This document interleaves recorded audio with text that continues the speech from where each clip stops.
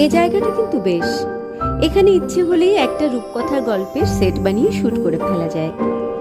সেই যে আদ্যিকালের বুদ্ধিপুরীর সেই কুড়ে ঘর, যেখানে এসে আশ্রয় নিয়েছিল পথ হারিয়ে ফেলা অনাথ দুই ভাই বোন, যাদেরকে বদ্যি পুড়িয়ে দিয়েছিল এক আশ্চর্য আপেল গাছ, যে গাছের আপেল খেলেই সুস্থ হয়ে যেত যে কোনো রোগী, যে কোনো অসুখের ঔষধ।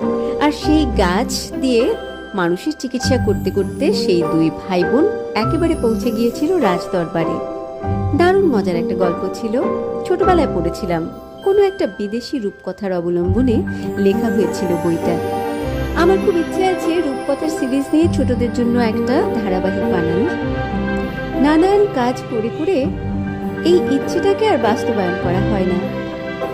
এখানে বসে বসে আমরা ভাবছিলাম কবে আমরা সেই রূপকথার সিরিজটা তৈরি করব।